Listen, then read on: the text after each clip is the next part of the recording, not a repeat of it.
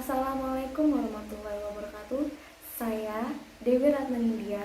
Di sini saya akan menjelaskan tentang manajemen sumber daya manusia, di mana manajemen sumber daya manusia itu sendiri merupakan salah satu bidang dari manajemen umum yang meliputi dari segi-segi perencanaan, pengorganisasian, pelaksanaan, dan pengendalian. Oke, di sini juga ada beberapa tujuan MSDM. Yang pertama, orang yang benar pada tempat yang tepat. Yang kedua, orientasi pegawai baru. Yang ketiga, orientasi jabatan baru. Yang keempat, meningkatkan kerja jabatan. Yang kelima, kerjasama kreatif dan hubungan baik. Yang keenam, menginterpretasikan kebijakan dan prosedur. Yang ketujuh, mengendalikan biaya pegawai. 8. Mengembangkan kemampuan.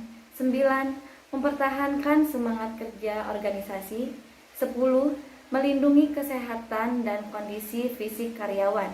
Kalangan manajer dan departemen MSDM berusaha untuk mencapai tujuan mereka dengan memenuhi sasaran-sasarannya. Sasaran merupakan titik puncak dan tindakan-tindakan apa yang dievaluasi. Fungsi MSDM. Yang pertama, fungsi operasional yang mencakup beberapa bagian seperti pengadaan tenaga kerja MSDM, pengembangan, kompensasi, pengintegrasian, pemeliharaan, pemutusan hubungan kerja. Yang kedua, fungsi manajerial. Yang pertama, perencanaan. Yang kedua, pengorganisasian. Ketiga, pengarahan. Keempat, pengendalian. Tantangan MSDM yaitu ada eksternal dan internal. Eksternal, perubahan teknologi, pengaturan pemerintah, faktor sosial budaya, pasar tenaga kerja, faktor politik, kondisi perekonomian, faktor geografi, faktor demografi, kegiatan mitra pesaing. Dan yang internal, finansial, penjualan, keuangan, servis, produksi, dan lainnya. Oke, di sini juga ada performance appraisal. Yang pertama, kemampuan teknis.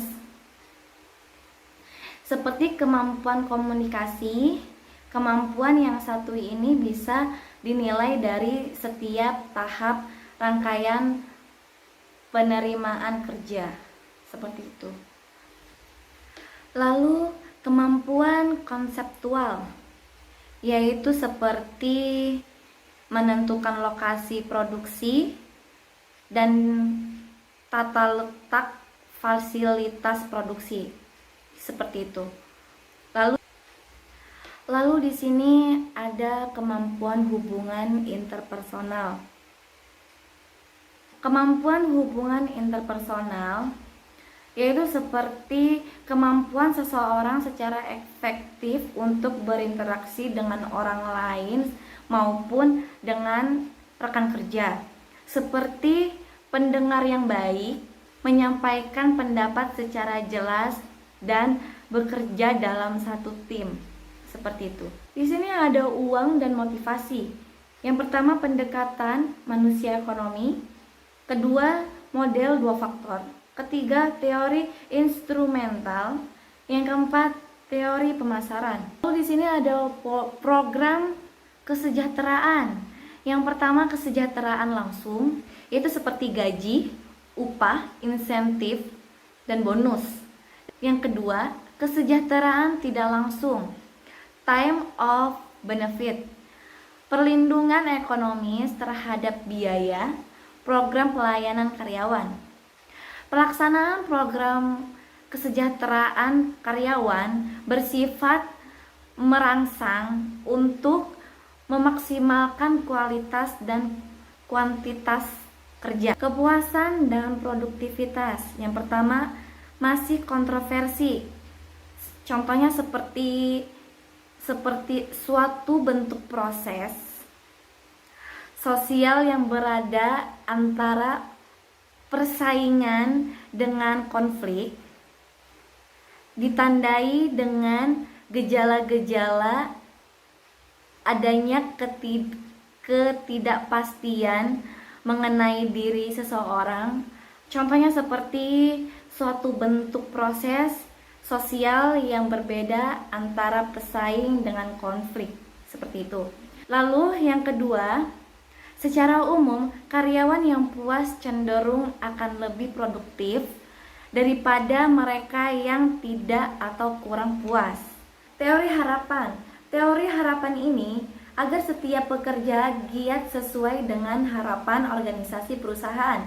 Daya penggeraknya adalah harapan akan diperoleh si pekerja. Teori motivasi prestasi. Yang pertama, kebutuhan akan prestasi. Seperti menyukai tanggung jawab pribadi dalam mengambil keputusan, mau mengambil resiko sesuai dengan kemampuannya, dan memiliki minat untuk selalu belajar dari keputusan yang telah diambilnya.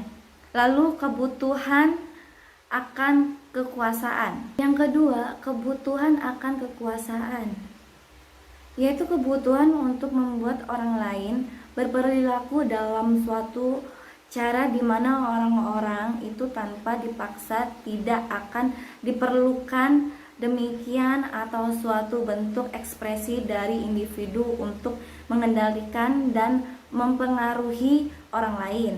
Lalu yang ketiga, kebutuhan akan afiliasi, yaitu suatu kebutuhan akan kehangatan dan sokongan dalam hubungannya dengan orang lain.